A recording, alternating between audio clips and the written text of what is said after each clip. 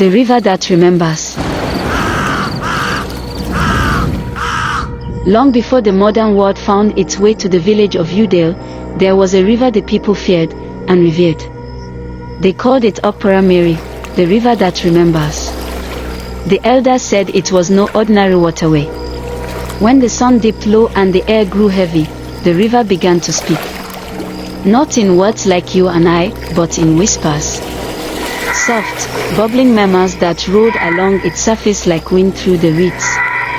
And if you listened closely, it would call a name. Sometimes, it was a blessing, promising fortune, a bountiful harvest, or the birth of a healthy child. But more often, it was a curse. The name belonged to someone about to meet their death. No one knew how the river learned these names.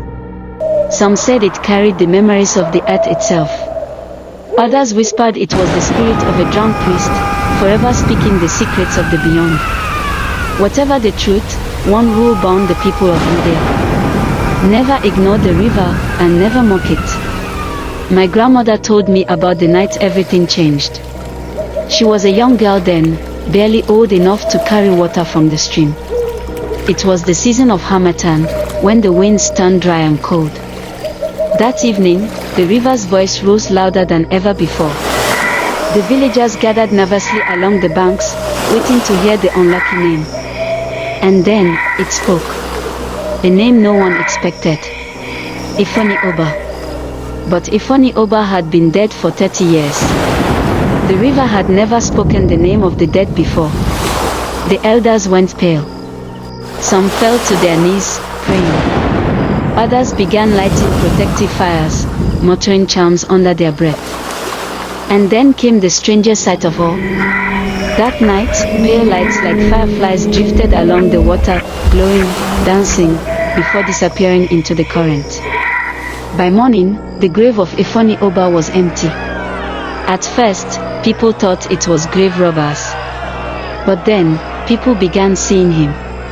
At night, a tall, shadowy figure walking the edge of the village, clothes wet as though he had climbed straight out of the river itself. No one dared speak to him. Livestock began to vanish. Children cried of nightmares filled with gurgling water and cold, pale hands. The elders said the river had called him back because something was unfinished. But what? One night, the oldest elder, Moman came, gathered the people and spoke. She said that before his death, Ifoni Oba had been betrayed. A man he trusted, his own brother, had stolen his land, his wealth, and left him to die in the forest. The river remembered. The land itself remembered. And now, so did Ifoni. They say his brother opened the door that night, and was never seen again. Some claimed they heard splashing in the river at midnight. Others swore they saw two figures, one leading the other, disappear into the dark water, never to return. After that night, the whispers of the river grew quiet. But the elders gave a warning that survives to this day. If you ever visit Udale and stand by the river at dusk, and if you hear it call your name, don't run, don't scream, don't even breathe too loud. Because the river that remembers never calls twice. Some nights, when the moon is bright and the air is still, the villagers say you can still hear footsteps walking along the riverbank. Dripping, slow, unstoppable.